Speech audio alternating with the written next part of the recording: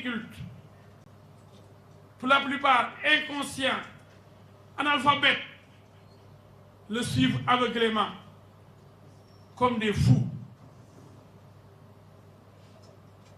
et qui vont saccager, tuer, comme des rebelles, parce que Sonko est un rebelle, vous le savez. Il ne s'en cache pas, c'est un rebelle, et je vous dirai pourquoi il est rebelle, et chaque fois, comment il dirige le maquis, et comment il travaille avec le maquis, et comment il bombarde, il tue les Sénégalais. Sonko est un criminel. Nous sommes affaire à un criminel. On est dans la secret.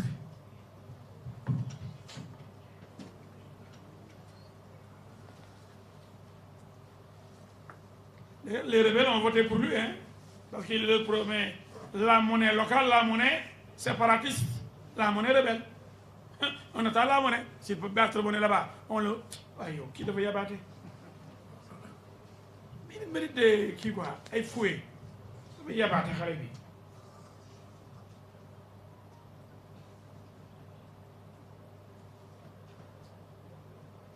Sonko s'est attaqué frontalement à la justice, à Dame Justice, la plus belle dame du Sénégal.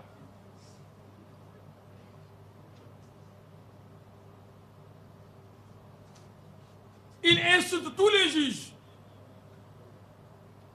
procureur, juge d'instruction, nouveau juge d'instruction, nouveau doyen des juges. Il n'épargne personne. Mais je viens de comprendre, même le président de l'OMS lui a donné un cours de droit, un cours magistral, et il dit qu'il est juriste. Mais Sonko devait être un nulard. Maintenant, je ne suis pas surpris qu'il soit sorti dernier de sa promotion du centre de l'Élan. Il était dernier de sa promotion. Et ça lui demande, avant de l'insulter à Hambourg, de dire pourquoi il s'est classé dernier alors qu'il est entré major. Il a dit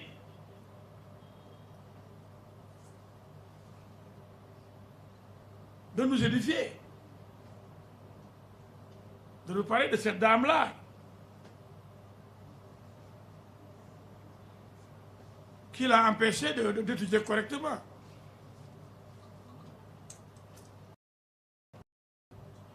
Le nom d'elle?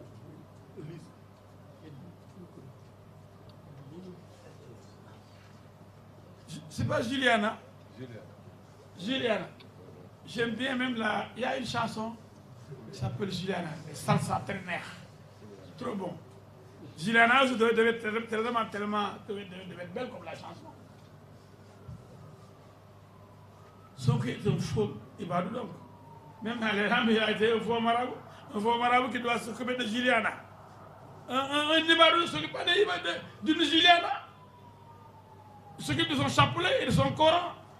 Ouais, il y a des Sénégalais qui les rendent maintenant. Lui, on est qui boit avec lui, def. Ça bi.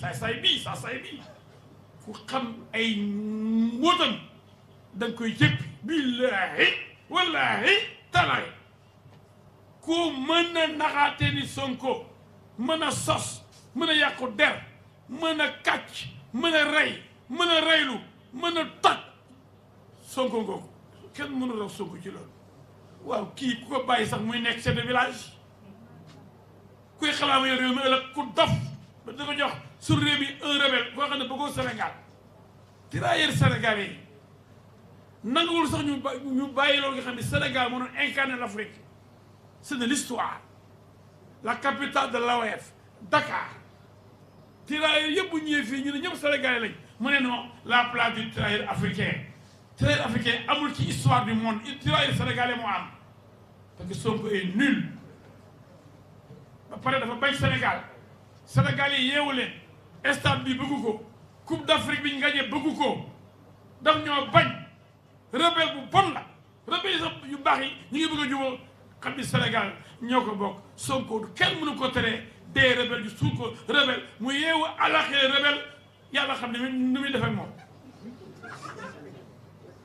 ndax 14 morts yëpp moom la moo ne mortal combat dem leen dee na leen jaral seen bakkan waaw moom kan la yow nit nga ko biir nit ñi nit ñi ñàkk fayda dem ni dee pour yow yaay kan daa ko fay jàng kenn da moo sell kenn gënoo fee bëgg Sénégal kenn ëppoo xam-xam kenn gënoo bëgg réew mi kenn am ay dof yoo xam ne xale yi yeewu leen dof bii bu mu leen yóbbu ci loo xam ne du noonu seen bàyyi ak seen ndey da ngeen a yaakaar Sonko juru leen jox leen biberon jox leen añ jàngalu leen di leen nax ngeen dog leen ay xar ak ay béy daf leen ay xar ak ay béy di leen utiliser pour ngeen taal Sénégal ndax moom Sénégal taal ko tax jóg rebelle bu ñëw Sénégal la pour délocaliser le conflit Casamance indi ko Dakar yóbbu ko Ndar yóbbu ko Kaolack toj dëkk yooyu di ree na ne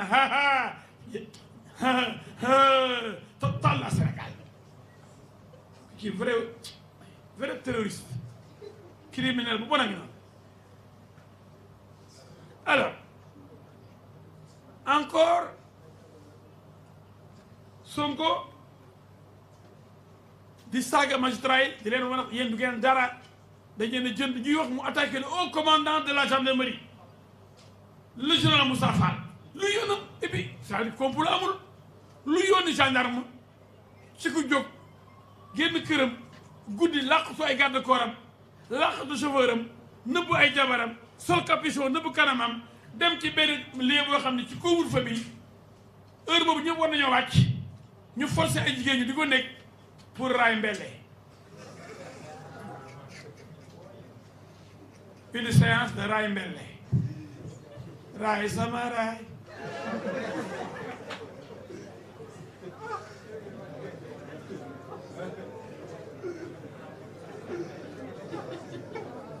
ce qui est plus marrant il dit man sama ndigg lay métti sama ginnaaw gi dana métti ba ngeen xam ne mën a tëdd couvre-feu bi lu muy métti ñu ay ñu génn man mënatu ma tëdd bu ma dalee depuis ba nekk xale du ma mën dara damay jóg faju ji waaw docteur Adji Sarr fan lañ ko formé ban université ban faculté de médecine ba fu ñu ngi kinésithérapie waa dëkk ba fële fa mu dëkk jir naa xaw ma jir na noonu foofu lañ ko jàngalee dafa mel faculté de médecine buy faj ponkal moo xam ne ginnaaw mooy metti ponkal mu ñàkk fayda sa ginnaaw di metti guddi mën a toog koo muñ docteur Adji Sarr moo lay faj yéen Sénégal yi ngeen di dee pour kooku di wax dof yooyu waaw yeewu xaw ma yeewu la xaw ma yeewu leen réveillez-vous ceux qui le suivent aveuglément comme un dieu doivent faire attention. Le haut commandant de la gendarmerie, le général Moussa Fall, comment peut-il dans le complot? Il l'accuse. Bon complot, moi, où est le complot? Donc, on l'a menotté, Sonko. On l'a sorti manu militaire de sa maison pour l'amener au salon Sud-Beauté. Ou bien c'est lui qui est allé directement au salon Sud-Beauté à l'insu de ses garde-corps, de ses femmes, ses épouses et de son chauffeur.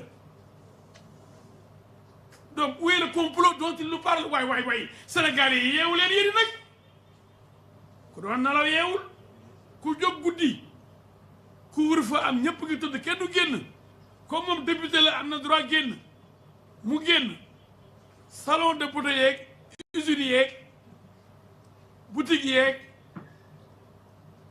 fépp tëj ñëpp ñibbi nañ moom nag il faut ñu nekk ko ba mu ñëw moom le roi Sonko le prince de la nuit l'homme du couvre-feu le violeur du couvre-feu le violeur du couvre-feu il a violé le couvre-feu pour une séance de raay mbelle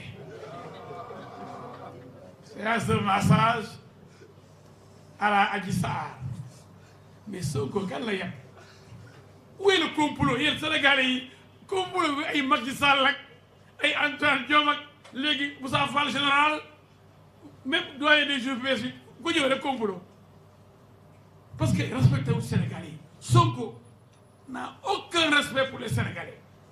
Il les prend pour des demeurés. Non, damay toog di élaborer. Donc, il a un laboratoire de mensonges, de manipulation. Xam nga Marine Le Pen ni mu aayee France ba topp ci Macron noonu la aayee ay populistes yoo xam ni di gëmloo nit ñi loo xam ne dara amul. C'est des gens dangereux. Sonko est pire que Hitler. Hitler dafa ndax Allemagne yi dox seen kaw yi ba jël Allemagne indi fi deuxième guerre mondiale. Marine Le Pen bàyyam